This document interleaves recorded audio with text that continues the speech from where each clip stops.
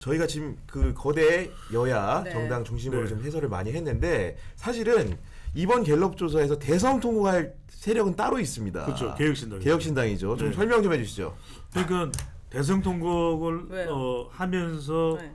울부짖는 소리는 4% 이런 거죠. 네. 4%. 개혁신당. 그러니까 네. 이럴 줄이야라는 거죠. 그러니까 적어도 통합 빅텐트 됐으면 네. 빅텐트 정당이 됐으면은 한 두 자릿수 한 15% 정도 되지 않느냐 이렇게 생각했는데 제가 굿뉴스와 배드뉴스를 말씀드리면 일단은 배드뉴스를 먼저 말씀드리면 이럴 줄 알았다. 이런 줄 왜냐면 아셨어요? 예. 그러니까 사람들이 만나서 우리는 정당 같이 할래요 하는 게 중요한 게 아니라 지지층들이 유기적으로 결합이 돼야 되는 거예요. 그런데 지금 이준석 대표 팬덤들은 난리가 나서 뭐야? 유호정하고 같이 간다고? 뭐 배복주? 뭐야? 전장현? 그러니까 난리가 났어 지금 막 준석이 형 왜 그래? 나 형 좋아했는데 이러면서 뭐 탈당 러시를 이런다 이런 이야기가 나오는 거거든요. 그건 왜냐면 이게 애당초부터 달랐던 거죠. 말을 상당히 말 많은 이준석에 일단 말이 빠를 수 없는 이낙연 전 총리. 네. 그러니까 이런 상황에서 뭔가 서로 간에 네.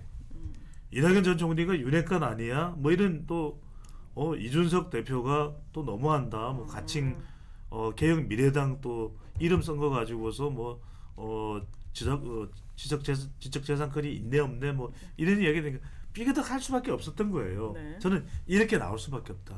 근데 이제부터가 중요한 게 그냥 이준석 대표가 팬덤 정치에 휘둘려 간다면 물론 의식을 안 할 수는 없습니다.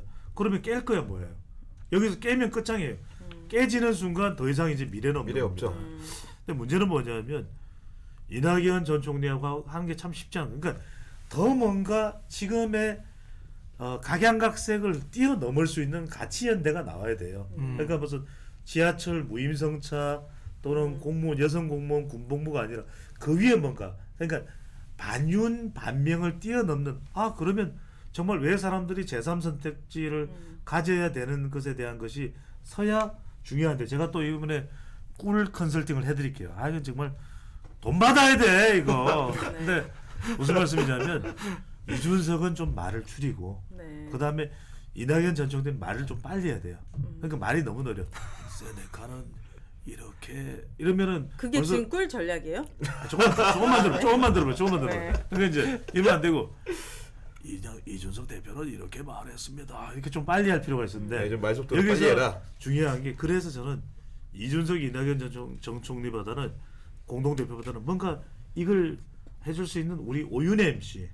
싫어요. 그래서 싫어할 줄 알고 네. 그래서 제가 안 맞아요. 제외를 했습니다. 싫어할 줄 알고. 좀 갈라치기 하는 가치를 가진 비전은 싫어요. 저는 네. 오윤혜 MC는 아닐 걸로 알고 네. 제외를 했고 금태섭 전 의원 상당히 신중하잖아요. 그다음에 허나 의원 전 의원 이 두 사람을 공동 대변인으로 차라리 모든 공식적인 메시지는 이 두 사람을 통해서 나갈 수 있도록 하는 거고 짧게 이제 제가 마지막으로 이 굿 뉴스를 말씀드리면 네, 굿 뉴스. 지금은 안 들어와 있지만 대체로 역대 이런 좀 이질적인 연대를 할 때는 처음에 지지율이 내려가요. 근데 그 다음이 중요해. 올라간 경우도 상당히 있어요. 근데 중요한 건 여기서 무당층이 24니까 여기서 3분의 1의 법칙이 나옵니다. 24%의 3분의 1은 뭡니까? 8입니다. 8이죠. 8%가 4%에 옮겨오면 12까지도 가능성이 있는 거예요. 네. 그런데 여기서 조금 더 노력해가지고 더 유기적으로 결합이 되면 한 15까지는 나올 수 있거든요. 자, 구교형 간판 기자 앵커 선거에서 15%는 뭡니까? 선거에서 15%요? 예, 기본적으로 지금 곱셈을 좀 해보면 비용 보전이 되죠. 네, 비용 보전이 되는 거죠. 예. 그래서 이렇게 되면 적어도 개혁신당도 우리가 가볼 만하네. 그러니까 개혁신당은 좀 뒤늦게 출발했으니까 이제 공천에 시간이 더 걸리겠죠. 그러니까 그러면 조금 우리가 생각, 저 사람도 개혁신당을 간다는 거야? 이런 인재 영입이 가능해져서 희망을 가질 수 있다는 굿뉴스까지 제가 전망은 나쁘진 않아요. 왜냐하면 아주 악조건만 있는 게 아니니까 이번 조사에서 방금 전에 김성환 평론가가 인용한 그 조사에서 다른 항목하고 이제 우리가 교차 분석을 해보면 제3지대에서 승리 희망자 아까 이제 우리가 총선 다수 후보 당선 희망 정당을 물어볼 때 제3지대가 있거든요. 네.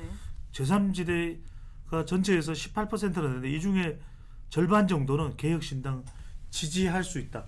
내가 앞으로 상태 보고 지지할 의향도 있다고 표명하고 있거든요. 근데 네. 잘하면 더 올라갈 수가 있는 거죠. 네. 근데 결국은 이번 조사를 가지고 내부적으로도 평가를 할 거 아닙니까? 근데 저는 봤을 때 세부 지표를 보면은 사실 이준석 대표에게 불리한 지표가 너무 많다. 일단은 연령별로 보면 2030 세대에서 생각보다 적게 나왔어요. 뭐냐면 지지율이 4%밖에 안 나왔습니다. 기본적으로 당 지지율 수렴에 있는 거예요. 이준석 신당이라는 건 기본적으로 2030이 주포인데 주포들의 지지를 적게 받은 겁니다. 그리고 또 뭐냐? 서울이나 광주 전라에서는 지역별로 7% 지지가 나왔어요. 4%보 높은 수치죠. 근데 TK에서 얼마 나왔냐? 1% 나옵니다. 그게 뭐냐면은 국민의힘에서 나온 사람들이 제 역할을 못하고 있다는 평가도 가능하거든요. 그러니까 결국은 이런 지역적인 분석, 연령적인 분석을 봤을 때 이번 조사의 1차 책임은 이준석에게 돌아갈 가능성이 상당히 있다. 그렇게 보여집니다.